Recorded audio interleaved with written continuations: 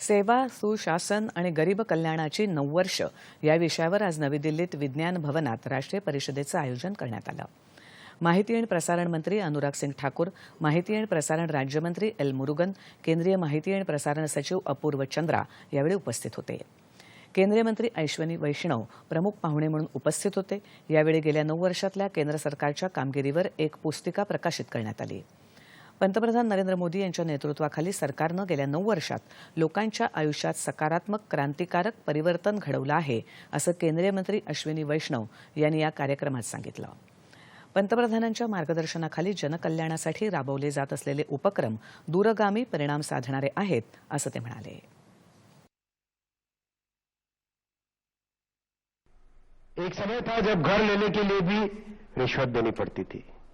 आज 3.5 करोड़ से ज्यादा घर दिए जा चुके हैं ग्रामीण क्षेत्रों में, शहरी क्षेत्रों में पक्के घर, जिससे कि जिंदगी में एक क्वालिटेटिव चेंज आया. 3.5 करोड़ का मतलब आप समझिए, 3.5 मतलब 5 लोग एक परिवार में अगर हम देखें एवरेज, तो this is like the population of Japan, covering the entire population of Japan. That kind of program is the house building program, प्रधानमंत्री आवास योजना. मोदी सरकारनं पूर्वी कोणी कल्पना देखील केली नसेल असे जनकल्याणकारी उपक्रम राबवले असल्याचं त्यांनी सांगितलं. या संदर्भात त्यांनी हर घर नल से जल या योजनेचा उल्लेख केला. हर घर में नल से जल, ये ऐसा प्रोग्राम है जिसके बारे में कभी किसी ने सोचा भी नहीं था. भागीरथी प्रोग्राम जिसको हम कहते हैं, ऐसा प्रयास जिसके बारे में लोग अगर जब भी कभी बात करते थे कि यार ये ट्राई मत करो, ये सबसे मुश्किल काम है. मोदी जी है तो मुमकिन है, मोदी जी है तो मुमकिन है.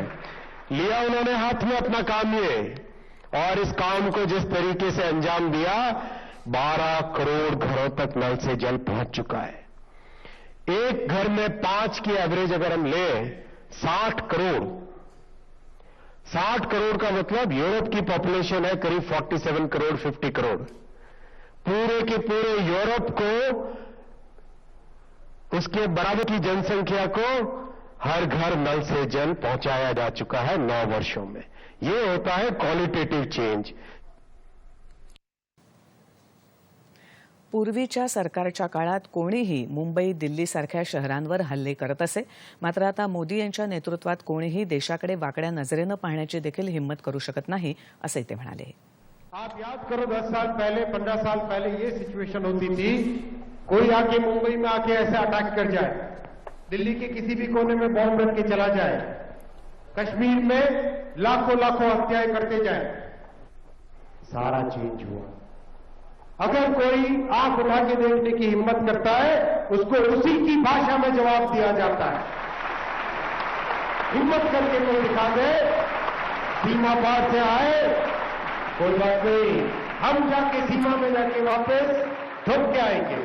ये सोच है, ये एक नई सोच है, और ये जज्बा है, और वो ताकत है, और वो हिम्मत है उस तरह की डिसाइसिव लीडरशिप की. वो डिसाइसिव लीडरशिप आज देश में. पूर्वीच्या सरकारच्या काळात सरकारी योजना समाजाच्या एका वर्गापर्यंत सीमित होती, पण मोदी सरकार अंत्योदयाचं उद्दिष्ट साध्य करत आहे, असं केंद्रीय मंत्री अनुराग ठाकूर म्हणाले. मागच्या 9 वर्षात 27% लोकांना दारिद्र्य रेषेच्या वर आणण्यात सरकारला यश आलं आहे, असंही त्यांनी सांगितलं. योजनाएं कुछ लोगों तक आकर अंत हो जाती थी, लेकिन अब हमारी सरकार में अंत्योदय के महान लक्ष्य को पूरा किया जा रहा है. पंक्ति के अंत में खड़े हुए व्यक्ति के जीवन में सुधार लाने का कार्य किया जा रहा है. और यही कारण है जब दुनिया भर की एजेंसीज की रिपोर्ट आती है और उसमें यह लिखकर आता है कि पिछले 9 वर्षों में मोदी जी की सरकार में 27% गरीबों को गरीबी रेखा से बाहर निकालने का काम हुआ है, तो हम सबके लिए एक बड़ी उपलब्धि की बात है. किसी भी गरीब के जीवन में बदलाव लाने के लिए सेवा भाव होना चाहिए, सोच बड़ी होनी चाहिए, सुशासन होना चाहिए, और कहीं ना कहीं टेक्नोलॉजी का उपयोग करके ट्रांसपेरेंसी, अकाउंटेबिलिटी अपने सिस्टम का हिस्सा बनाकर आज हमने वो करके दिखाया है. लास्ट माइल डिलीवरी सुनिश्चित करके दिखाई. और उसके परिणाम ही ये कहते हैं कि लोगों का जीवन आसान हुआ है। पूर्वी जो राजपथ होता तो आता कर्तव्यपथ झाला आहे। पूर्वी जिथे किंग जॉर्ज पाचवा याचा पुतळा होता तिथे आता नेताजी सुभाषचंद्र बोस यांचा पुतळा उभा आहे। हे सरकार फक्त विचार करत नाही तर प्रत्यक्ष कृती देखील करतं। नवं संसद संकुल याचं मूर्तिमंत उदाहरण आहे असंही त्यांनी सांगितलं। पथ में बदल चुका है। जो कभी किंग जॉर्ज पंचम की मूर्ति लगती थी, आज नेताजी सुभाष चंद्र की प्रतिमा वहां पर लगी है। ये सोच ही नहीं, देश को बदलने का काम भी किया है। मदर ऑफ डेमोक्रेसी में, दुनिया के सबसे बड़े लोकतंत्र में नया संसद भवन भी देश को देने का काम प्रधानमंत्री मोदी जी करने वाले हैं। अब वो बात अलग है, कुछ लोगों का संसद आने पे रोक लग गई तो कभी वो वहां पर सदन ना चलाने के बहाने ढूंढते थे, आज वो बहिष्कार करते हैं तो वहीं पर अपमानित करने का काम भी करते हैं।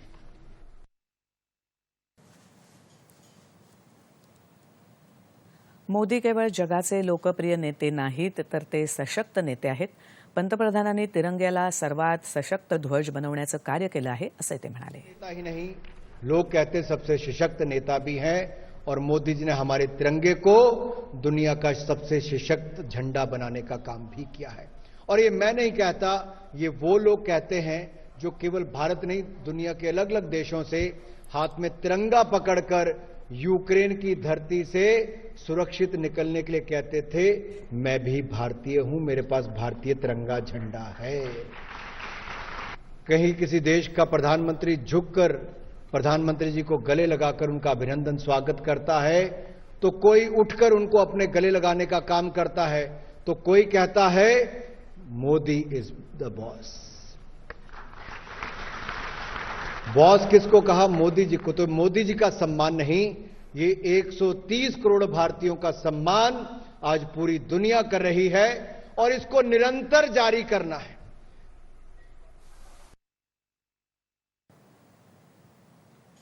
मागच्या 9 वर्षात रस्ते, रेल्वे, बंदरं, हवाई सेवा, दूरसंचार यासह अनेक क्षेत्रात उल्लेखनीय काम झालं आहे असं केंद्रीय माहिती आणि प्रसारण सचिव अपूर्व चंद्रा यांनी यावेळी सांगितलं।